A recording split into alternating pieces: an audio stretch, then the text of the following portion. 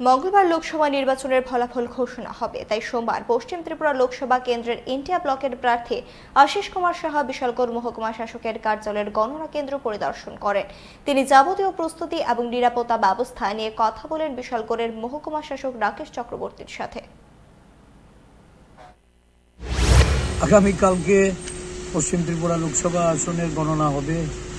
এই বিশালগড় আমাদের যে কাউন্টিং হল, এখানে তিনটে, বিশালগড় বিধানসভা, কমলাসাগর বিধানসভা এবং চরিলাম বিধানসভা, এই তিনটি বিধানসভার গণনা কার্য এখানে হবে।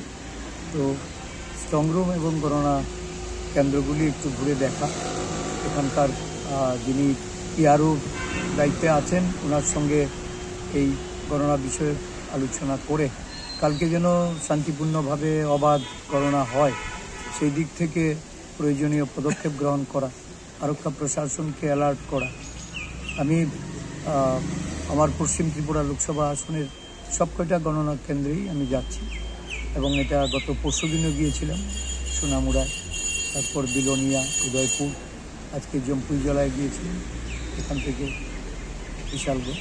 আমি এখান থেকে গিয়ে আবার সদর জেলার যেখানে হচ্ছে সদরে, সেখানেও আমি ঘুরে যাব। গণনা যেন ভালোভাবে, ঠিকভাবে, সঠিক ডাইরেক্টিভস মেনে যেন হয় তার জন্য